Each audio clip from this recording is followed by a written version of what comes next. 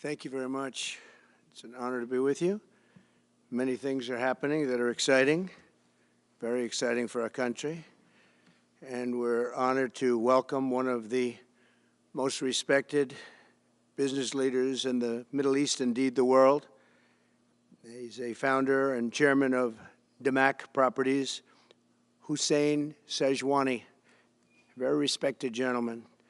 And I'm thrilled to announce today that Damac will be investing at least $20 billion over a very short period of time into the United States, and they may go double or even somewhat more than double that amount of money. It's a great thing, and I believe he will say that he's doing it because of the fact that he was very inspired by the election. They wouldn't do it without that election, I can tell you. A lot of people wouldn't. You saw last week where we have somebody who's going to go from $100 to $200 billion. And we have many other people, and we'll be bringing some of them out. Some of them like to do it somewhat more quietly, and some don't, and they feel so strongly about the country that they want to let people know about it. But it's an honor to have such a great investor investing in our country. The investment will support massive new data centers across the Midwest, the Sun Belt area, and also to keep America on the cutting edge of technology and artificial intelligence. He's very big into the data centers, and that's going to be a very hot item in the coming years, as you know, with AI. In particular, the first phase of the project will be in Texas, Arizona, Oklahoma, Louisiana, Ohio, Illinois, Michigan, and Indiana, those places. And Hussein, I'd love you to come up and say a few words. Thank you very much. Thank you. Thank you. Thank you, Mr. President. It's been amazing news for me and my family when he was elected in November. We've been waiting 4 years to increase our investments in U.S. to a very large amount of money. We are a company operating in more than 20 countries around the world. We have delivered more than 45,000 luxury units and another 45,000 in the pipeline. In data center, we are in 10 countries around the world, in Asia, Europe, and Middle East. And we're very, very excited now with his leadership and his open strategy and policy to encourage businesses to come to U.S. For the last 4 years, we've been waiting for this moment. And we're planning to invest $20 billion and even more than that if the opportunity in the market allow us. But at the moment, we're planning $20 billion in data center, catering for the AI and cloud business for the hyperscalers. Fantastic. Thank you, Mr. Great President. honor. Thank you very much. So nice. And that man knows what he's doing. He knows. So, Hussein, we're going to work with you and make sure everything goes smoothly. We have powers that haven't really been used in terms of environmental. If you invest over $1 billion in the United States, we're going to give expedited reviews to everybody because everyone's afraid they're going to come in and get caught in the quagmire, which is very prevalent in the United States, unfortunately, the quagmire of environmental and various other regulations and rules. And I made it a point of telling people if you invest $1 billion or more, and we'll do this for people with far less too, but we guarantee it. We're going to move them quickly through the environmental process. Sometimes people held up 12, 13, 14, 15 years. I saw it with plants in Louisiana where I got it approved in literally a week. They were through the review in 1 week after spending 14 and a half years trying to get it, and they were going nowhere. It was a terrible thing. So I've been a victim of that myself over the years, and I think I know all the games and all the tricks that are played, and much of it is just done to stop progress. So we're going to be helping you and everybody else that comes to the United States and wants to invest their money, that you don't get tied up for the rest of your life and you can't do anything. This commitment further underscores that many of the greatest business leaders on earth are seeing a very bright economic future for America since the election. As you know, a lot of positive things have happened. We are inheriting a difficult situation from the outgoing administration, and they're trying everything they can to make it more difficult. Inflation is continuing to rage, and interest rates are far too high. And I've been disappointed to see the Biden administration's attempt to block the reforms of the American people and that they voted for. We had a landslide election. We won every swing state. We won the popular vote by millions and millions of people. Nobody even knows how many people, millions. And they're still counting in some areas. You know, they're still counting the vote in some areas. Can you believe this?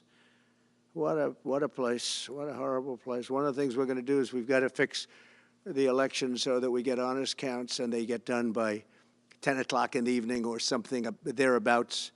They have places where they're still counting votes.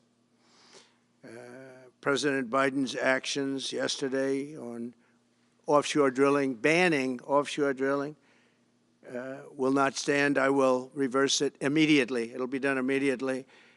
And we will drill, baby, drill. And we're going to be drilling in a lot of other locations. And the energy costs are going to come way down. They'll be brought down to a very low level. And that's going to bring everything else down. That's what caused it to go up, along with the ridiculous spending on the Green New scam. All this money, trillions of dollars. It's like throwing it right out the window, what they're doing.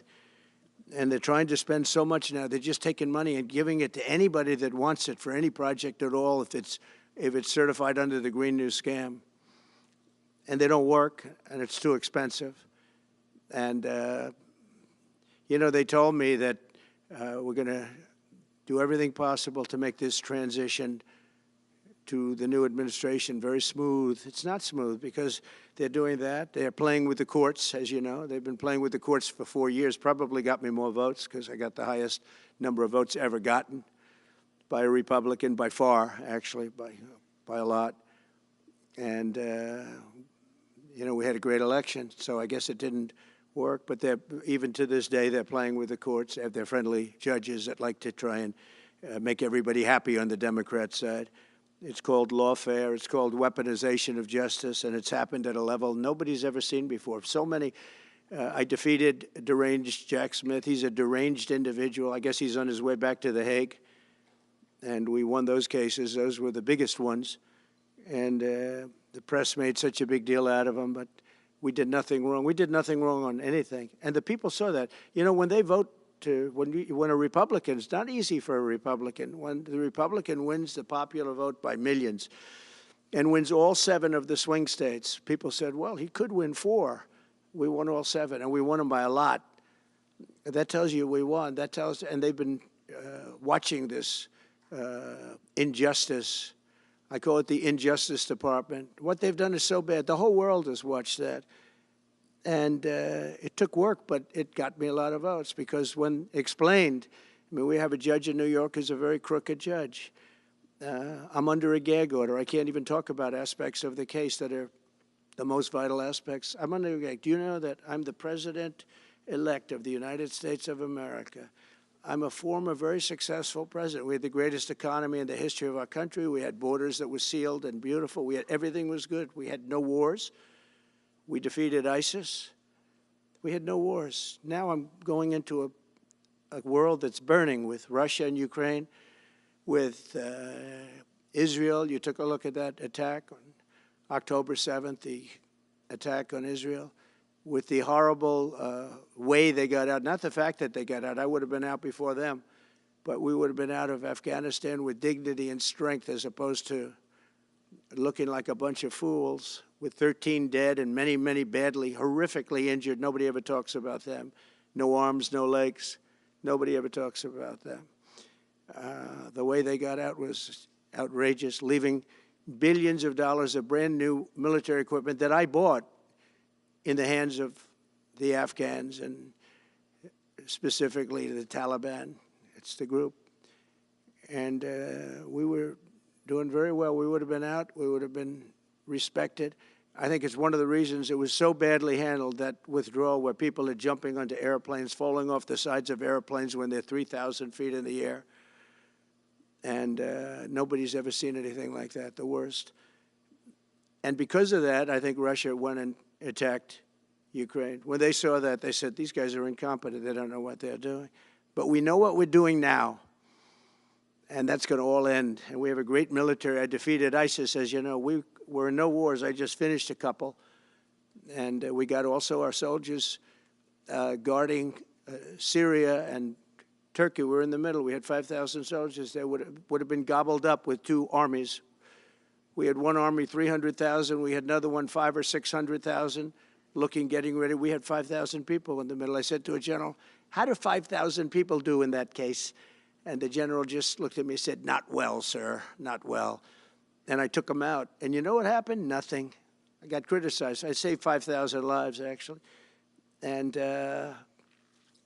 we did a great job, and we're going to do an even better job because now we have a tremendous amount of experience. We have people that I can rely on. But the 625 million acres, people can't realize, that's like the whole ocean.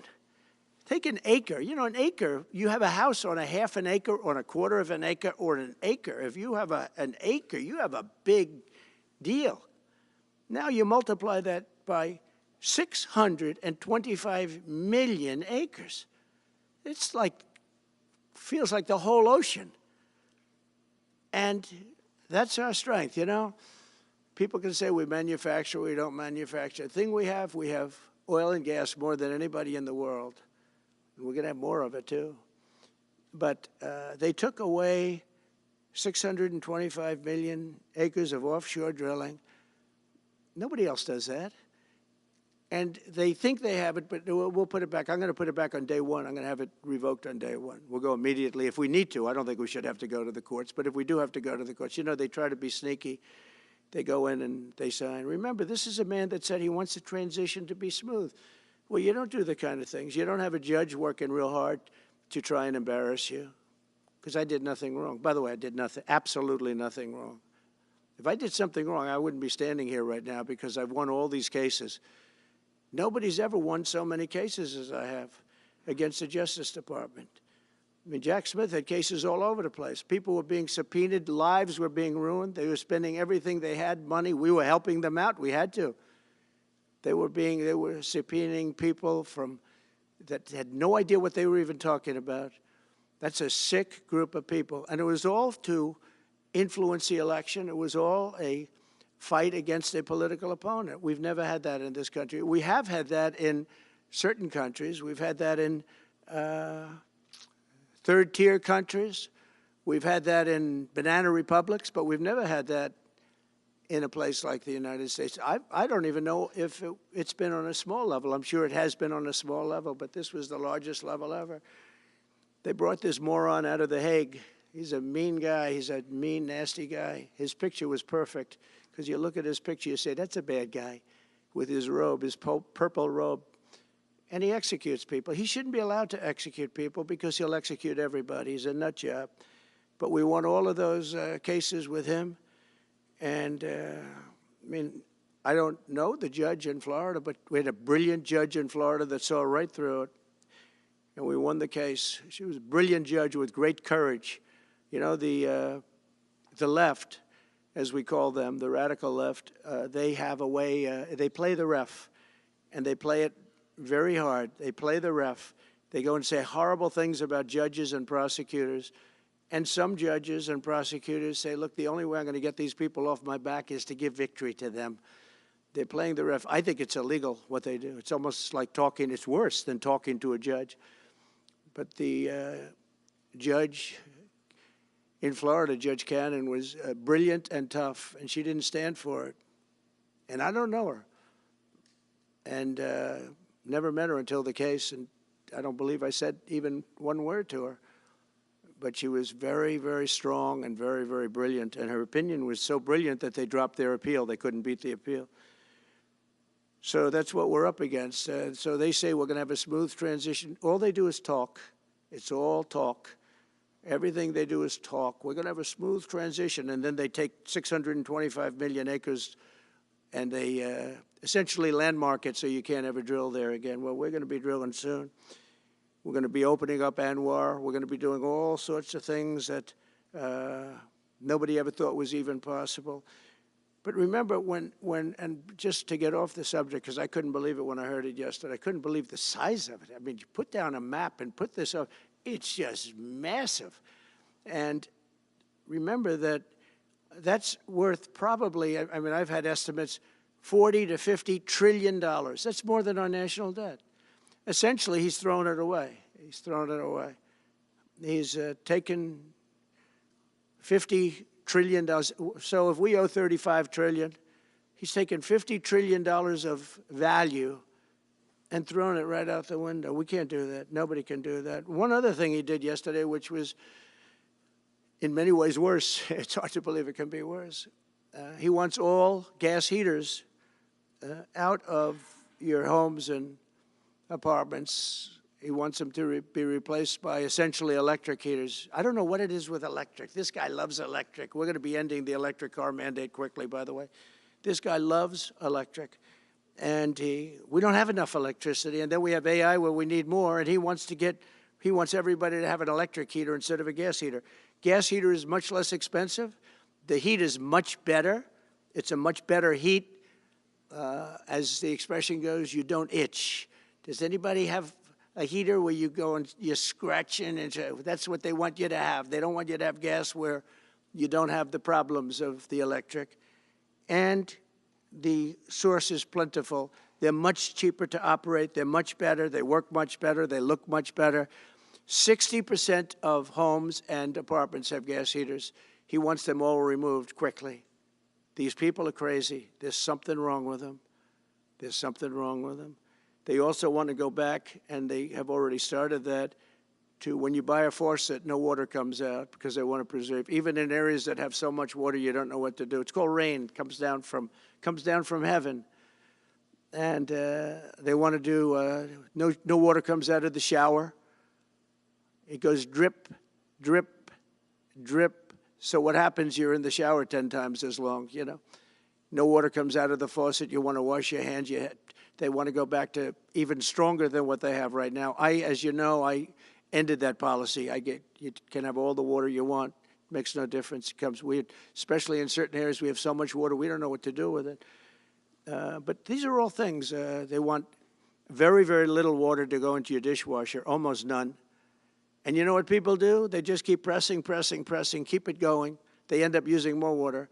Likewise, washing machines. They want in your washing machine to have very little water coming out of the washing machine. So when you wash your clothing, you have to wash it 4 times instead of once. You end up using more water. We're a party of common sense, and things that I'm telling you now is really all about common sense. On January 20th, we'll turn the economy around very quickly, because right now when I think of our economy, I think about inflation. That's what we have. We have inflation, I believe, at a level that we never had before. There's never been anything like it. And over the next 4 years, the United States is going to take off like a rocket ship. But really, it's already doing it. If you take a look, just last month, SoftBank announced the $200 billion. I think it'll be 200. He said between 100, and I said, how about making it 200? And he sort of said yes, but let's say it's 100, but it might be 200, right, Brian? Dollars, United States, creating more than 100,000 jobs. Hussein just announced a tremendous investment that he's going to make, and that's money that's in the bank. He's going to come and do it, and he'll do a great job, and he'll build the best centers in the country, I guarantee, because I know the way he builds. Since my election, the stock market has set records. The S&P 500 index has broken above 6,000 points for the first time ever, never even close. In a single month, small business optimism soared 41 points. It's not a 41. It went up 41 points. And that's the largest in the 39-year history of the group that does it. According to Gallup, the American people's confidence in the economy has just surged to the highest level in history. That's why I have a news conference like that. I take the greatest business leaders in the world. I say, hey, do you want to say you're going to invest the money? They're not looking for news conferences. They're saying, what am I doing here? They go in and they invest money, but it's good to know where the smartest business people in the world are investing, and they're investing in the United States. So we've done this all in 2 months of not being there. You know, we haven't been there. And It's pretty amazing, and we think we're going to do some really great things, really great things. We're being respected again all over the world. The Panama Canal is a disgrace, what took place at the Panama Canal. Jimmy Carter gave it to them for $1, and they were supposed to treat us well. I thought it was a terrible thing to do. You know, it was the most expensive structure ever built in the history of our country, relatively. It would be the equivalent of substantially over $1 trillion today. We lost 38,000 people. Think of it, 38,000 people, they died from malaria, mosquitoes. They were unable to stop the mosquitoes. They paid people 5 times more to take the job. Many of those people died. We gave it away for $1. But the deal was that, you know, they have to treat us fairly. They don't treat us fairly. They charge more for our ships than they charge for ships of other countries. They charge more for our Navy than they charge for navies of other countries. They laugh at us because they think we're stupid, but we're not stupid anymore. So the Panama Canal is under discussion with them right now. They violated every aspect of the agreement, and they morally violated it also. And they want our help because it's leaking and not in good repair. And they want us to give $3 billion to help fix it. I said, well, why don't you get the money from China? Because China's basically taken it over. China's at both ends of the Panama Canal. China's running the Panama Canal. And they come to see this Biden, this guy who should never have been allowed even to run for president. Of course, she shouldn't have either, because that never happened. I had to be 2 people, not 1. But they want $3 billion to fix the Panama Canal that's run by China and makes a lot of money, China. One of the most profitable structures ever built, because you have ships lined up back to Florida, frankly, and they just keep going through, and the numbers are staggering, $500,000 to $1 million a ship. And they took it away from us, meaning we gave it to them for $1. But not going to happen. What they've done to us, they've charged us, they've overcharged our ships, overcharged our Navy. And then when they need repair money, they come to the United States to put it up. We get nothing. Those days are over. Working with the Republican majorities in Congress, we'll cut taxes, slash regulations, raise wages, and boost incomes at a pace the world has not seen before, and certainly not from our country. We had a big chunk of it for the first 3 years prior to COVID coming in my administration. We had the greatest economy in history. We cut the most regulations in the history of our country, and I did that all in 4 years, by 4 times more than any other president cut. We did that in 4 years, and we were just getting started. We'll impose new tariffs so that the products on our stores will once again be stamped with those beautiful words, made in the USA. And we are not treated well, as you know, by Canada. Canada is subsidized to the tune of about $200 billion a year, plus other things. They don't essentially have a military. They have a very small military. They rely on our military. It's all fine, but, you know, they got to pay for that. It's very unfair. I have so many great friends. One of them is the great one, Wayne Gretzky. I said, run for prime minister. You'll win it'll take 2 seconds. But he said, well, am I going to run for prime minister or governor? You tell me. I said, I don't know. Let's make it governor. I like it better. But no, something's going to have to be done. Same thing with Mexico. We have a massive deficit with Mexico, and we help Mexico a lot. They're essentially run by the cartels, and can't let that happen. Mexico's really in trouble, a lot of trouble. Very dangerous place. And we're going to be announcing at a future date pretty soon. We're going to change, because we do most of the work there, and it's ours. We're going to be changing, sort of the opposite of Biden, where he's closing everything up, essentially getting rid of $50 to $60 trillion worth of assets. We're going to be changing the name of the Gulf of Mexico to the Gulf of America, which has a beautiful ring that covers a lot of territory. The Gulf of America, what a beautiful name. And it's appropriate. It's appropriate. And Mexico has to stop allowing millions of people to pour into our country. They can stop them. And we're going to put very serious tariffs on Mexico and Canada, because Canada, they come through Canada too, and the drugs that are coming through are at record numbers, record numbers. So we're going to make up for that by putting tariffs on Mexico and Canada, substantial tariffs. And we want to get along with everybody, but, you know, they have to, it takes two to tango.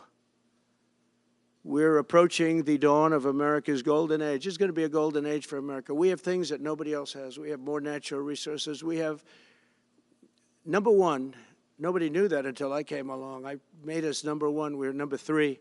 I made us number one in a very short period of time in drilling.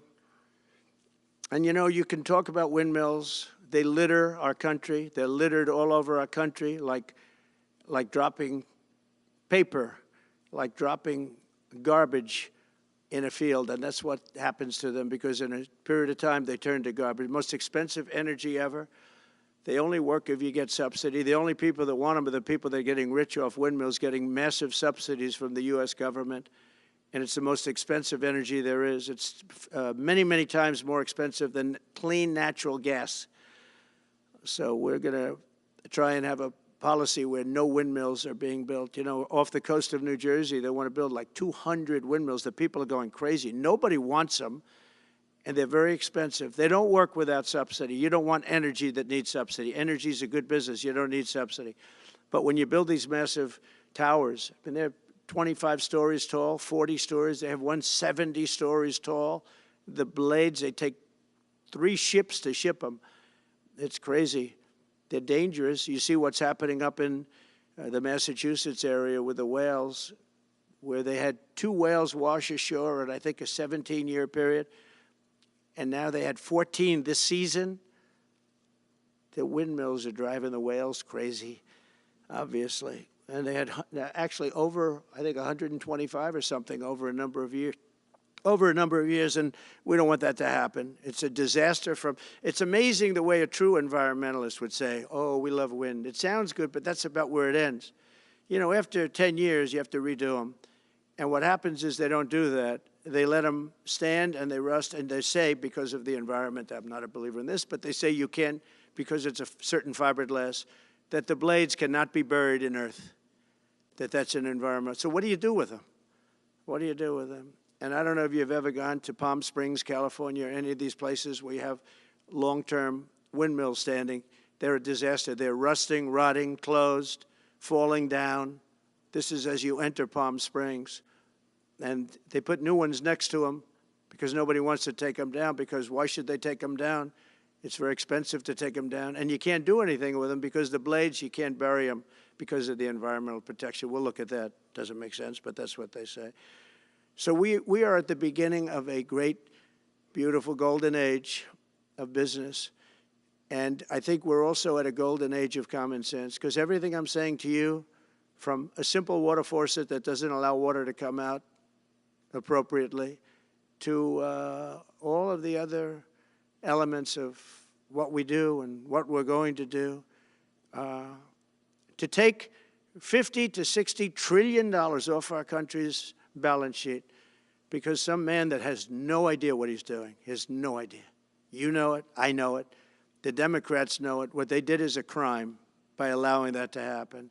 And I'll bet you, if you asked him today, how much acreage did you submit? Essentially, did you destroy? You destroyed the economic viability of drilling in the ocean. And with AI coming along and all, you know, a lot of people don't realize that AI is going to be a big thing, but you'll need double the electricity at least that we have right now. So right now we produce electricity for many, many different things. AI is a very big deal in terms of the future. China is already building electric facilities, big, bold electric facilities. And you know how they're being fired up? With coal. They're being fired up with coal. And we're going to build bigger and better ones. People like Hussein that are doing the same thing as he is. I'll bet they don't do it as well because I know how he does it, but they're doing A lot of things, the problem is they can't get their permits because I say build the plant with the building. So with the structure, build the plant, because if you go into grid, the grids are old. So they said, that's a great idea. In other words, build your electric facility alongside of your plant.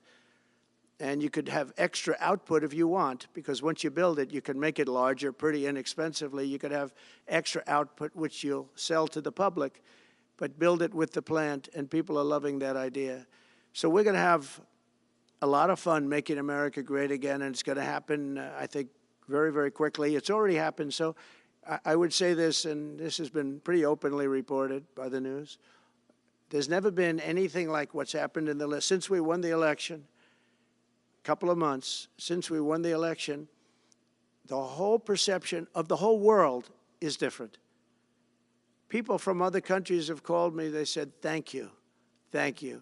The perception of the whole world is different. We're going to have to settle some big problems that are going on right now. We're going to have to settle up with Russia, Ukraine. That's a disaster. I look at numbers every week, the number of people being killed in that war. People don't know, mostly soldiers now.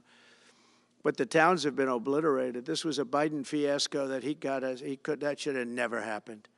If we had a real president, if we had a president that knew what he was doing, Russia would have never, ever gone in. But they did go in, and we have a mess. The cities are all blown up. The people have largely left. And the soldiers are killing each other at levels that haven't been seen since the Second World War. So we'll have to get that one straightened out, too. That's a tough one. Much tougher than it would have been before it started, I can tell you that. A deal could have been made just by an average deal maker. Deal could have been made on that. So thank you all for coming. We'll take a couple of questions. Yeah. Go ahead, please. President, thank you.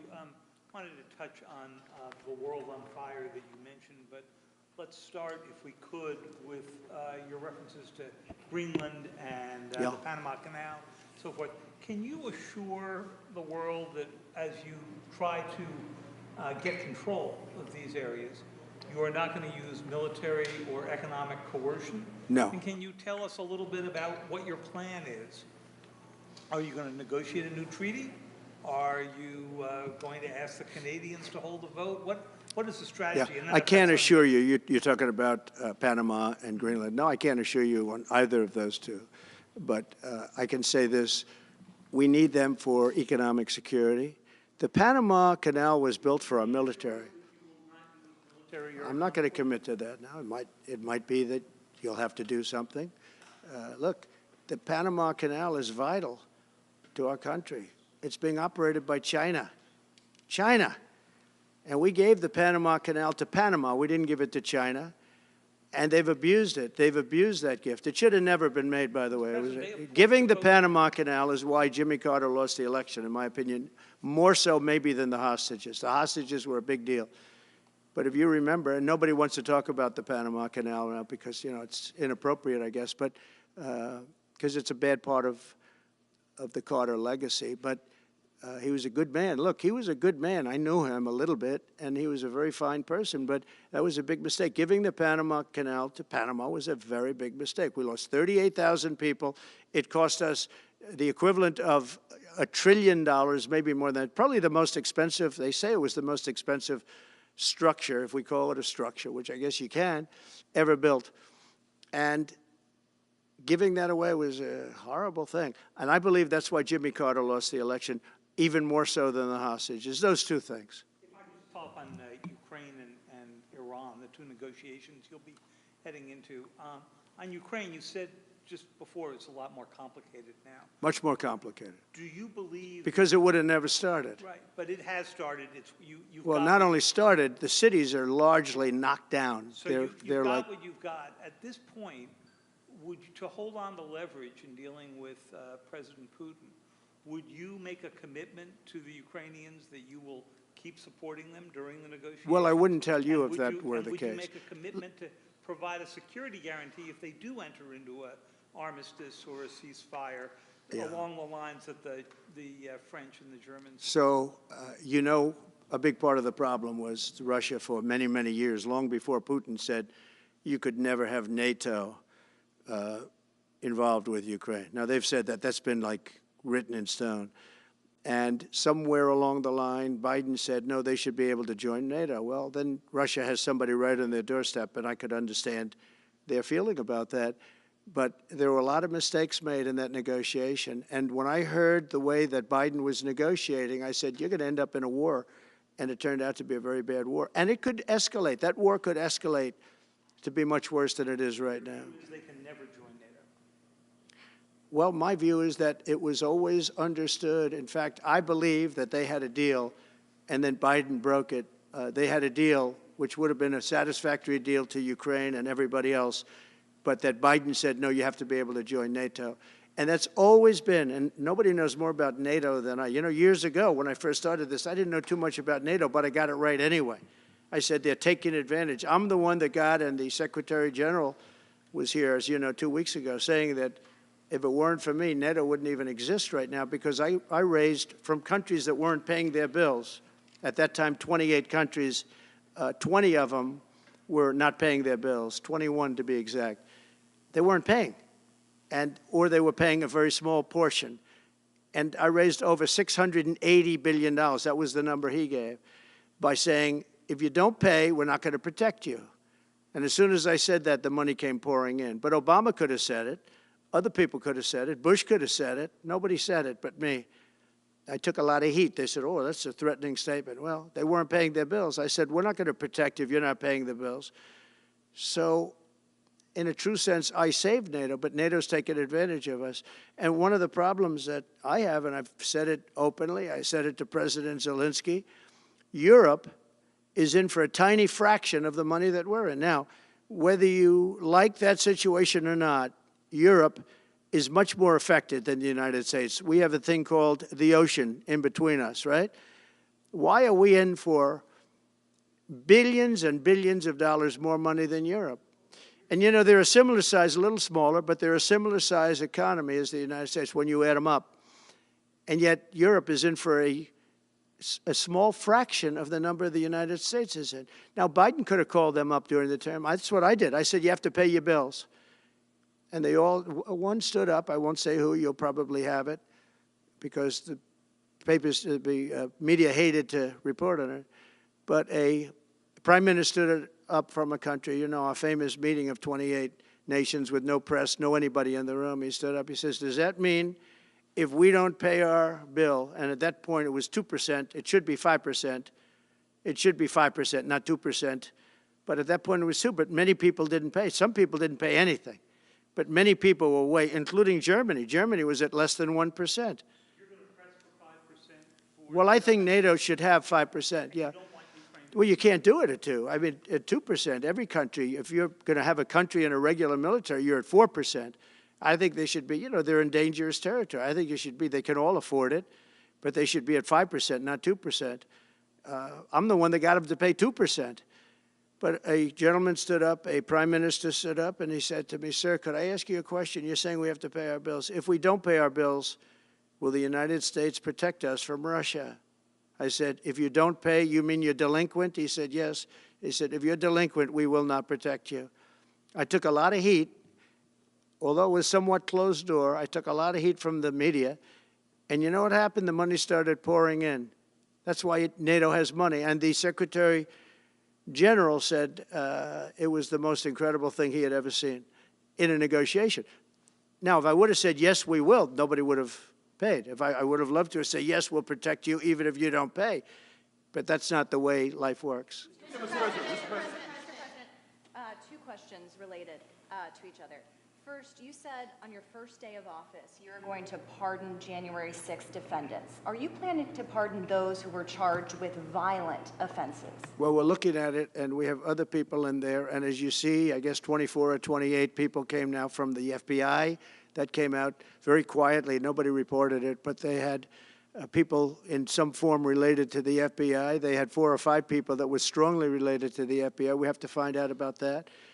We have to find out about Hezbollah. We have to find out about who exactly was in that whole thing, because people that did some bad things were not prosecuted. You know, I see it all the time, and you see it too. People that were doing some bad things weren't prosecuted, and people that didn't even walk into the building are in jail right now. So we'll be looking at the whole thing, but I'll be making major pardons. Yes, please. Sorry, just one more follow-up. Please. On Jack Smith's report. Good afternoon, Mr. President. It's good to see you again. Two questions about Syria and the ongoing war in Gaza. About Syria, the Pentagon disclosed last month the U.S. has some 2,000 troops in Syria. That's almost double the number initially we were told of 900. Will you keep that troop capacity the same upon taking Well, I over? won't tell you that because that's part of a military strategy, but I will say it was Turkey. Turkey's been after that country in different names and different forms and shapes for 2,000 years. Those people that went in are from Turkey. And President Erdogan is a friend of mine. He's a guy I like, respect. I think he respects me also. He's the one that didn't go after certain people after I requested that he not. You know who I'm talking about, the Kurds. I don't know how long that's going to, because they're natural enemies. They hate each other. But he didn't do that yet. And he didn't do it in the past also. He started, and I said, please don't do that, and he didn't do it. So, but if you look at what happened with Syria, Russia was weakened, Iran was weakened, and he's a very smart guy. And he sent his people in there through different forms and different names, and they went in and they took over, and that's the way it is. I'm sorry, I don't mean to interrupt you. Do you have concerns about HTS taking control of By the way, I Syria at this have point? the envoy here. Is that in the back? Standing with my son, Eric, is Steve Woodcoff, who's just got back from the Middle East, and he's done a fantastic job. He's a great deal maker. I said, what we need there is a deal maker, because nobody makes a deal. We have people that understand where the rivers are and where the meets and bounds are, but they can't talk. They can't make deals. Steve's done a great job. I just want to thank you, Steve.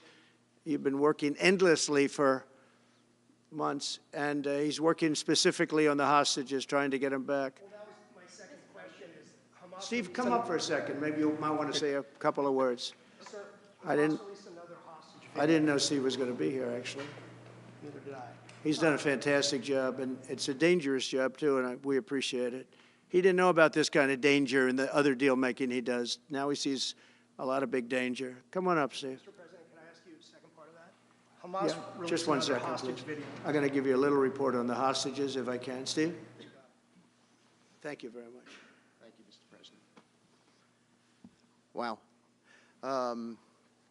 Well, I think we're making a lot of progress, and I don't want to say too much because I think they're doing a really good job back in Doha. I'm leaving tomorrow back to go to Doha, but I think that we've had some really great progress, and I'm really hopeful that by the inaugural, we'll have some good things to announce on behalf of the President. I actually believe that we're working in tandem in a really good way, but it's the President, his reputation, the things that he has said that are driving this negotiation. And so hopefully it'll all work out and we'll save some lives.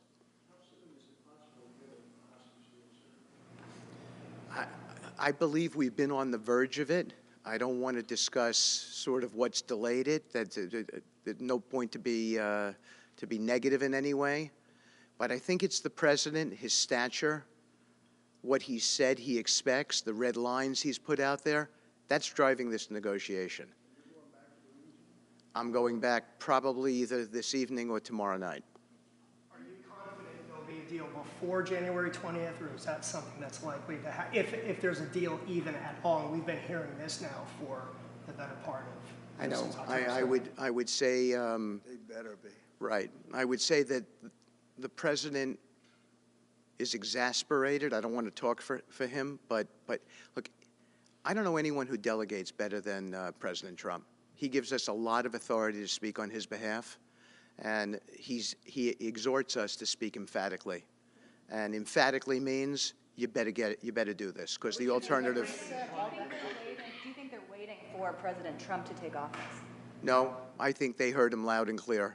Better get done by the inaugural. But when you say all hell will be Before I paid, take or that all hell must be paid if they don't release the You know what that hostages. means, don't you? Well- Do I have to define it for you? Look, all No, I know hell you're not will gonna break out. telegraph If what those those are. hostages aren't back, I don't want to hurt your negotiation. If they're not back by the time I get into office, all hell will break out in the Middle East. And it will not be good for Hamas, and it will not be good, frankly, for anyone. All hell will break out. I don't have to say anymore, but that's what it is. And they should have given them back a long time. They should have never taken them. There should have never been the attack of October 7th. People forget that. But there was, and many people are killed. They're no longer hostages. I have people from Israel and others calling, begging me to get, you know, we had also people there from the United States, just so you know. They're holding some so-called hostages from the U.S. But I've had mothers come to me and fathers crying, can I get the body of their son back? Can I get the body of their daughter back? That beautiful girl where they threw her in the car, pulled her by her ponytail and threw her in the car like she was a sack of potatoes. I said, what happened to her? Sir, she's dead. Like a 19, 20-year-old beautiful girl. And the way they treated her. And I just say it this very simply. Steve's got a job to do. He's a great guy, great negotiator, great person. They respect him over there already. It's what we needed over there. We have people that know everything about the Middle East, but they can't speak properly. They don't know. He's a great negotiator. That's what I needed. I could have sent that gentleman right over there, Hussein. He's a great negotiator. There are people, they're rare. Great negotiators are very rare, like a great surgeon. But we have the right person. But I tell this, I don't want to hurt the negotiation. If the deal isn't done before I take office, which is now going to be 2 weeks, all hell will break out in the Middle East. Okay? Thank you, Mr. Thank you. President. You've done a great job. Thank you. Mr. President, more than 140 police officers were injured by rioters on January 6th. Will you pardon anyone who attacked a police officer? Well, you know, the only one that was killed was a beautiful young lady named Ashley Babbitt. She was killed, and there was actually somebody else that was killed, also a MAGA person, but people don't give it 100% credibility. I'm going to find out about it, and we're going to find out. But Ashley Babbitt was killed. She was shot. She had never been shot. She was shot for no reason whatsoever. In fact, they say that she was trying to hold back the crowd, and the crowd was made up of a lot of different people, so we'll see. But I will tell you this, the person that was killed was Ashley Babbitt. The other thing is, when they talk, you know, there was never charges of insurrection or anything like that. But if there were, this would be the only insurrection in history where people went in as insurrectionists with not one gun, okay? And let me tell you, the people that you're talking about have a lot of guns in their home for hunting and for shooting and for entertainment, a lot of good reasons. But there wasn't one gun that they found. And why didn't they find the bomber, the pipe bomber? You know, they know who the pipe bomber is. The FBI knows who it is. The status of the FBI has gone down so far, and the status of the DOJ, or as I call it, the Department of Justice, it's the Department of Injustice. It's being laughed at all over the world. And hopefully with Pam Bondi and with Kash Patel and with other people that we're putting in, that will all come back. If you do a poll in the FBI, I guarantee I'm at like 90% with the agents of the FBI, but they have hurt that incredible place. Law enforcement, I mean, you think of the FBI, they raided this house. By the way, they could have told me, could I see this? I would have given them, I actually told them, come in anytime you want. You can see anything. They raided the house, and the case was dismissed. And now I'm in litigation. I'm suing them for doing that. And I feel so badly doing it. I'm the President of the United States, and I'm suing the United States. But I'm suing them for other things, too. The FBI has gone so, its reputation has been so horribly hurt. Between Comey, who is the worst, and all of the others, what's happened to the FBI is, and we're going to make it great again. We're going to make the FBI great again. We're going to make the Department of Justice fair and strong, but fair again, because all they did was attack me because I'm their political opponent, and that includes with local judges like Marchand. You ought to find out. Ask them, why do I have a gag order where I'm not allowed to speak? Think of it. I'm the President of the United States, and I'm not allowed to speak. Why? because if I did speak, people would understand the scam. It's a scam. And we have very dishonest judges, and New York judges are very bad. We had one that valued this house at $18 million because it was good for their case. He actually valued that chandelier is worth more than $18 million. He valued this house as $18 million. And we have another one who was so nasty, so horrible, such a brute, most vicious, vile person. These are New York judges. But we've won most of the cases, so we're very happy about that. Please. Back on Greenland, your position is clear, but have you directed your staff to take these specific actions to draw up plans? And can you elaborate again? You didn't rule out military coercion. Well, we need Greenland for national security purposes. I've been told that for a long time, long before I even ran. I mean, people have been talking about it for a long time. You have approximately 45,000 people there. People really don't even know if Denmark has any legal right to it. But if they do, they should give it up because we need it for national security. That's for the free world. I'm talking about protecting the free world. You look at, you don't even need binoculars. You look outside, you have China ships all over the place. You have Russian ships all over the place. We're not letting that happen. We're not letting it happen. And if Denmark wants to get to a conclusion, but nobody knows if they even have any right, title, or interest. The people are going to probably vote for independence or to come into the United States. But if they did do that, then I would tariff Denmark at a very high level. Have you asked your staff to draw plans for acquisition? I mean, are you actively No, we're pursuing not at that stage, but we have people. I haven't even entered office yet. Secondly, sir, Elon Musk has drawn some criticism and a lot of attention for some of his actions and provocative statements about foreign affairs, including in Europe. Your reaction to that, is that appropriate for... You mean where he likes people that tended to be conservative? I don't know the people. I can say Elon's doing a good job, very smart guy. I don't know the people you're talking about. He was, I know he said some negative things about a couple of people that are running for office, but that's not so unusual. Yes, please. I wanted to ask you about Ukraine and Putin. How soon do you anticipate going to meet with Putin to discuss the Ukraine situation? Well, I can't tell you that, but I know that Putin would like to meet. I don't think it's appropriate that I meet until after the 20th, which I hate, because, you know, every day people are being, many young people are being killed, soldiers. You know, the land is very flat, and hundreds of thousands of soldiers from each, many hundreds of thousands from each side are dead, and they're laying in fields all over the place. Nobody to even collect. There's landmines all over. It's a disaster. But it's very flat. It's great. It's farmland, and it's very, very flat. And the only thing that stops a bullet is the human body. And the human body is stopping a lot of bullets.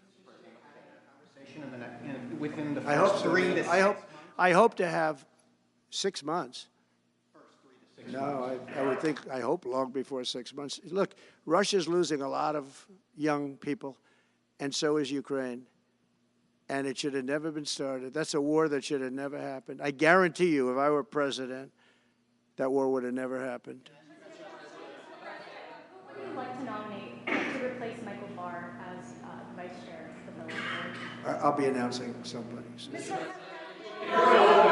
President, if we were to work under the assumption that you're serious about making Canada 51st state of the United States, the leader of the Conservative Party in Canada said, under no circumstance will it ever be the 51st state. Maybe he won't win, but maybe he will. I don't care. You had suggested. Listen, I don't care what he says. But Sir, real fast, you said you were considering military force to acquire Panama and Greenland. Are you also considering military force to annex and acquire Canada? No, economic force, because Canada and the United States, that would really be something. You get rid of that artificially drawn line, and you take a look at what that looks like. And it would also be much better for national security. Don't forget, we basically protect Canada. But here's the problem with Canada. So many friends up there. I love the Canadian people. They're great. But we're spending hundreds of billions a year to protect it. We're spending hundreds of billions a year to take care of Canada. We lose in trade deficits. We're losing massive. We don't need their cars. You know, they make 20% of our cars. We don't need that. I'd rather make them in Detroit. We don't need the cars. We don't need their lumber. We have massive fields of lumber. We don't need their lumber. We have to unrestrict them because stupid people put, restrictions on, but I can do that with an executive order. We don't need anything they have. We don't need their dairy products. We have more than they have. We don't need anything. So why are we losing $200 billion a year and more to protect Canada?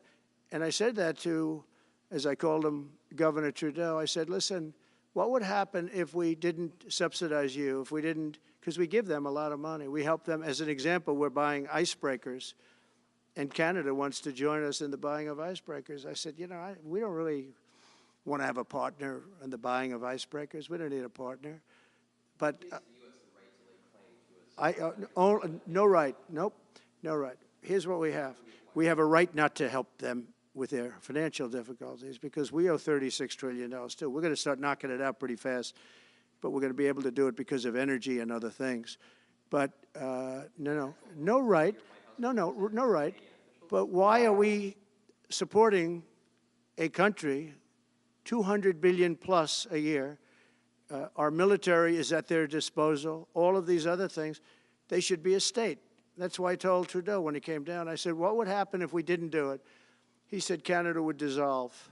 Canada wouldn't be able to function if we didn't take their 20% of our car market. They send us hundreds of thousands of cars. They make a lot of money with that. They send us a lot of other things that we don't need. We don't need their cars, and we don't need the other products. We don't need their milk. We got a lot of milk. We got a lot of everything, and we don't need any of it. So I said to him, well, why are we doing it? He said, I don't really know. He was unable to answer the question, but I can answer it. We're doing it because of habit, and we're doing it because we like our neighbors, and we've been good neighbors, but we can't do it forever, and it's a tremendous amount of money. And why should we have a $200 billion deficit and add on to that many, many other things that we give them in terms of subsidy? And I said, that's okay to have if you're a state. But if you're another country, we don't want to have it. We're not going to have it with European Union either. European Union, we have a trade deficit of $350 billion. They don't take our cars. They don't take our farm product. They don't take anything. And so we're not going to have it with them either. Brian, go ahead. Yes. Happy New Year, by the way. Thank you. We have some breaking news. You may not be aware of this, but it looks like Canon has blocked the DOJ from releasing the Smith's report until further court proceedings. Get your thoughts on that. Wow, that's a big story. Yeah. So if I get it right, the fake witch hunt started by the DOJ having to do with books and records, and Biden had many more, and he wasn't protected by the Presidential Records Act, I was. But all of that fake stuff that took the lives of people, I mean, literally destroyed people. People are destroyed because of what they did, destroyed. But we got to be president. But Biden did it for 40 years. He did it when he was a senator. That was illegal. And they ruled it was illegal. How about that? They said, it's illegal, but he's unfit to stand trial. So he can stand and be president of the United States, but the prosecutor found that he's unfit for trial. I was going to use that as a major talking point, but I never got to use it because all of a sudden I had a new candidate who was also sort of unfit to stand trial, right? But so what you're saying is that the judge just blocked the, so Cannon was thrown off the case. They dropped their appeal because he had no case. They dropped all of that, the lawsuits against us. They lost the lawsuit. So this is deranged Jack Smith. So he dropped the lawsuits. He was told to by the DOJ because they had no lawsuit. They lost in court in front of a very strong and a very brilliant judge. They lost in court, and that pertained to other cases in other courts. So he wanted to do a report just before I take office, probably. So he'll do like a 500-page report, and it'll be a fake report just like the investigation was a fake investigation. And I said, well, wait a minute. This guy was thrown off in disgrace, in disgrace. He's going back to The Hague or wherever they're going to send him, in disgrace, because he failed so badly, because it was a fake case against a political opponent. They thought they were going to use this to beat me. So what you're saying is, and I'm just hearing that they're not allowed to issue the report. So if they're not allowed to issue the report, that's the way it should be, because he was thrown off the case in disgrace. Why should he be allowed to write a fake report? It'll only be a fake report. That's great news. Yeah. Good. And if I can just follow up real quickly, you want to comment, many Americans are angry that we're sending millions of dollars every month to the Taliban. Do you anticipate? It's not even believable. Billions of dollars, not millions, billions. We pay billions of dollars to essentially the Taliban, Afghanistan. And that's given by Biden. That's the same man that took away $50 to $60 trillion worth of value from the United States. Think of it. Probably our most valuable asset. Took away our most valuable asset. This can't be allowed to happen. We are now a nation of common sense. When he does that, 625 million acres, this can't be allowed to happen. Thank you for the information. Yes, sir. Most other people probably knew about it, but they wouldn't have told me, right? Mr. President, on the campaign trail, you vowed to bring down the prices at grocery stores very fast. Yeah, we won't do it fast. But then you recently told Time Magazine that bringing down prices would be very hard. So what can the American people expect when you get into office? It's always hard to bring down prices when somebody else has screwed something up like they did, but we'll bring them down, we'll get them down. Energy is going to bring down prices. We're going to have a lot of energy, and energy is what brought it up. Energy and their bad spending is what brought it up, and energy is going to bring it down. We're going to have prices down. I think you're going to see some pretty drastic price reductions. As an example, food, bacon, ham, apples, everything has gone through the roof. It's one of the reasons I won. So as you know, I said it, inflation was one of the reasons I won, but I think the biggest reason I won was the fact that they are allowing prisoners to come into our country. They released their prisoners, their murderers. Thousands of murderers are now walking around the streets of our cities and farmland all over, murders, people that have killed.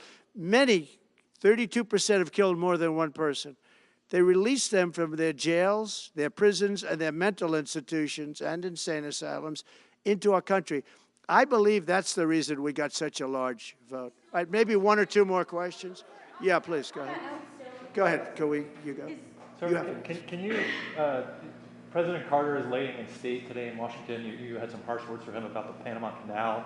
Is there any disconnect there? Do you feel a little bit bad about doing that on this day? No, I liked him as a man. I disagreed with his policy. So, hey, he thought giving away the Panama Canal was a good thing. I think it cost him the election. That and the hostages. I actually think that was a bigger factor because that's a deal that just should not have been made. But, again, this was a question that was asked of me. I didn't bring it up. I didn't want to bring up the Panama Canal because of Jimmy Carter's death. But people don't bring it up. But you know, you and other people have asked me about it. No, it's a deal that I was very strongly against. I was a young guy when this took place, but just why would we spend all of that money, lose 38,000 people to malaria, the mosquito? They were dying. It was horrible what was happening. They paid them 4 times more than they would make in the United States, but they knew they were going to go over there and die. And they died in the jungles of malaria. There was nothing we could do to stop it. 38,000, and then we gave it away for $1. About getting their agenda through Congress, you appeared to open the door in your radio interview yesterday for 2 bill approaches. It's still your preference for one big, beautiful bill, as you have said. Well, I like one big, beautiful bill, and I always have, I always will. But if 2 is more certain, it does go a little bit quicker because you can do the immigration stuff early. Now, you have to understand, for immigration and for the wall, we won the case on the wall. You know, they tried to sell the wall for 5 cents on the dollar, by the way. And we had, fortunately, a judge that stopped that. But they were already discarding the wall. And 5 cents on the dollar. And you know what they were doing? They were calling us up and saying, we'll sell it back to you at 200 cents. In other words, double what we paid for it. So they were going to buy it from this guy for 5 cents on the dollar. They were making deals. And fortunately, we had a very smart judge that stopped it cold. I think he called for an investigation, too, and he should. But think of it. They were selling the wall that was exactly the wall that the Border Patrol wanted. That was designed by them. Steel, concrete, rebar, exactly as they want. Very, very heavy steel, very powerful steel, hard to cut. Very, very heavy 7,000-pound concrete, which is a very strong concrete. Everything was top of the line. Very expensive. Would be double what we paid for it then, 6 years ago. But let me just tell you, they were selling it for 5 cents on the dollar to people, and those people were calling us, asking us to pay them 200 cents because it's a good deal because we can have it immediately. And you know what immediately is? Just leave it in place. No, the papers haven't written that, though. That deal is like all the other things that these people do. These people either hate our country or they're very stupid. And I don't believe they're stupid because nobody can cheat on elections like they cheat and be stupid. They either hate our country or they're stupid. So remember what I said, because nobody wants to report it. They were selling the wall for 5 cents on the dollar and trying to resell it back to us for 200 cents or less, but for 200 cents on the dollar. That's a nice return. They announced that it will stop putting fact checks on posts on its website. And Meta said today it would stop putting fact checks on its website and instead allow community to fact check. Well, I watched their news conference, and I thought it was a very good news conference. I think they've come a long way. Meta, Facebook. I think they've come a long way. I watched it. The man was very impressive. I watched it on Fox. I'm not allowed to say that.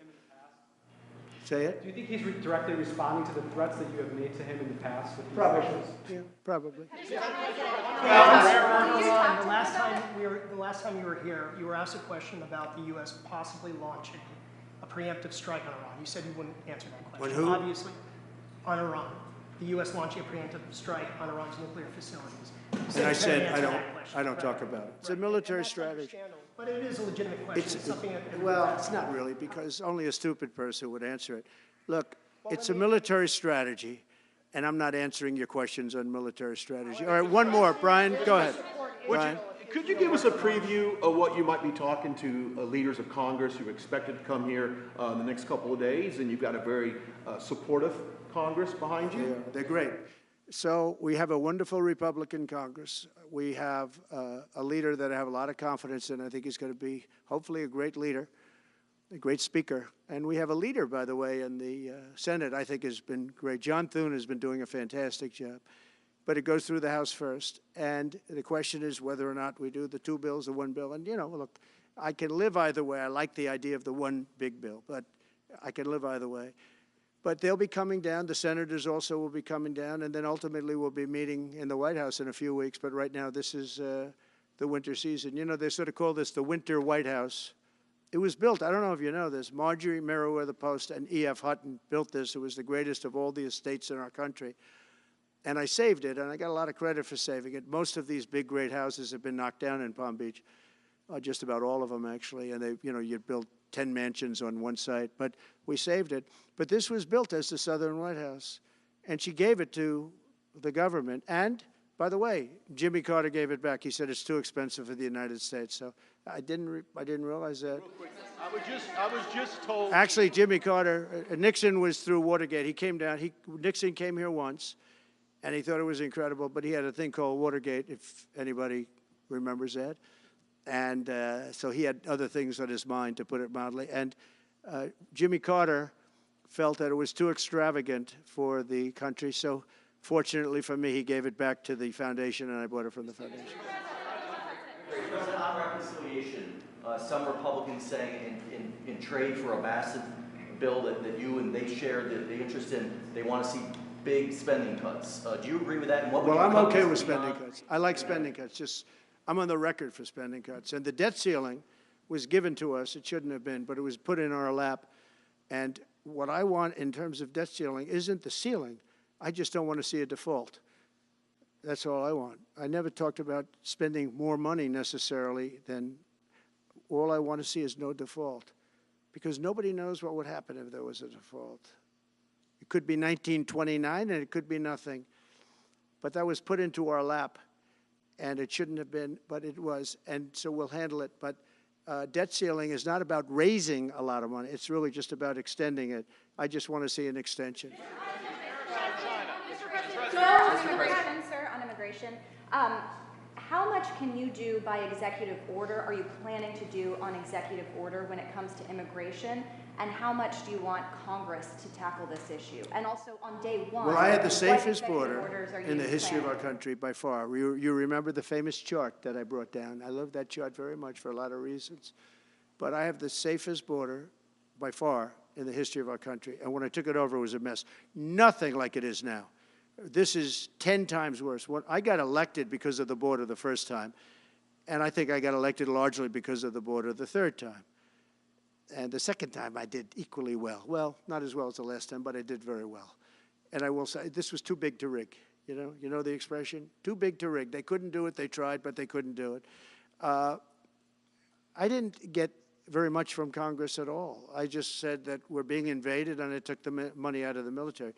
Much of the wall, I built over 500 miles of wall. Much of that wall was built through money that I put into the military. We took it out because we couldn't get things from Congress in those days, and we took it out.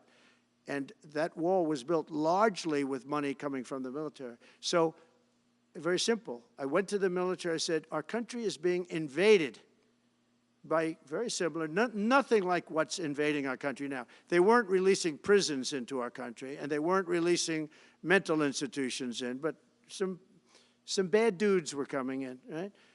And I said, our country is being invaded.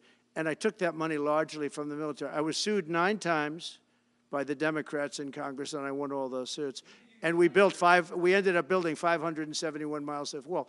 Once that wall was built, they start going around it. So we're going to add another 200. That would have been up in 3 weeks. And then we had a very unfortunate election result. And they said, we don't want to put it up. We'll sell it. And they started selling it for 5 cents on the dollar. What a second. So we'll do this again. I just want to thank everybody very much. I'm just telling you, this will be the golden age of America. This is the golden age of America. We're going to have a great country again. We're a country right now under siege. We have so many different problems, and nobody respects us overseas, but now they do. The Italian prime minister, as you know, came here the other night, just flew in and flew out. She wanted to see me. And great respect is being shown when I went to the cathedral in France. Great respect was shown by the prime minister, the president, by everybody. France was, and by the way, I have to say they did a great job in the cathedral. But great respect is being shown to our country again. And we have a great country, but we have to run it properly. It's going to be run properly. We want to get back those hostages for Israel and for us. You know, we do have people that are hostages being held. And I'll just say it again.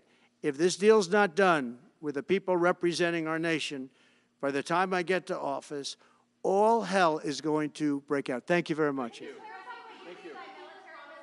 Ukraine-Russia war before you take office? Can you clarify what you mean by military force in the Panama Canal?